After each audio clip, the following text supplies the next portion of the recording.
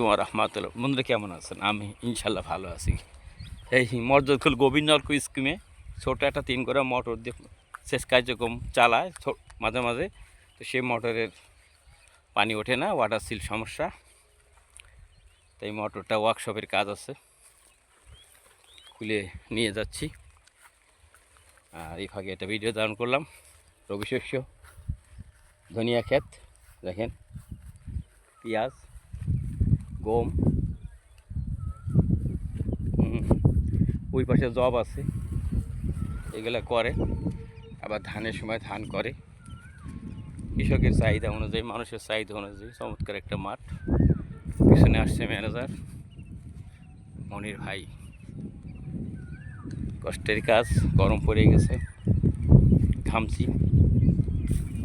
সকল প্রশ্নের সৃষ্টিকর্তাকে আসরের নামাজের আসরের আজান পড়ছে,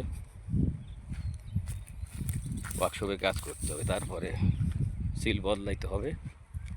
আলহামদুলিল্লাহ, সকল প্রশংসা সৃষ্টিকর্তাকে। এইটা কি, এইটা গম না? গম ক্ষেত, ওই পাশে জব ক্ষেত। এটা গম পেকে যাকে আছে। কবে কাটবে এটা?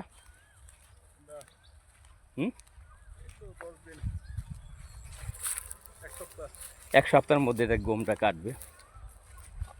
দেখেন এই হলো জব, ওই সাদা সাদাটা না, কাঁচা রয়েছে। ওই পাশে জব ক্ষেত। গম আর জব একই রকম দেখা যায়। জবের হুল বেশি। ম্যানেজার বলছে পেঁয়াজের মাঝে মাঝে এগুলো কি আগাছা,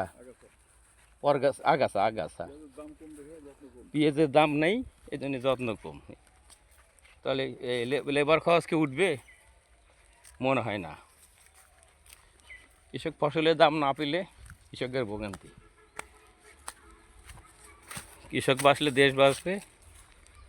তো কাতরাই করতে বেশি আছে ইনশাল্লাহ, কিছু করার নাই, পরিস্থিতি মোকাবিলা করে চলছে। আমরাও তাই।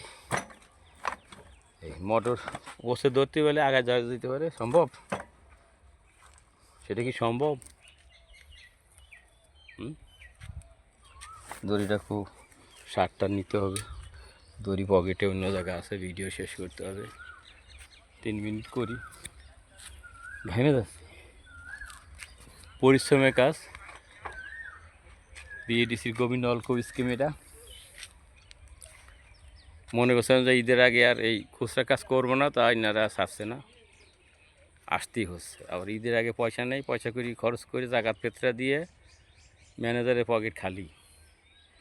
আসসালামু আলাইকুম বন্ধুরা, ভালো থাকেন, সুস্থ থাকেন, সকল প্রশ্নের সৃষ্টি করতে।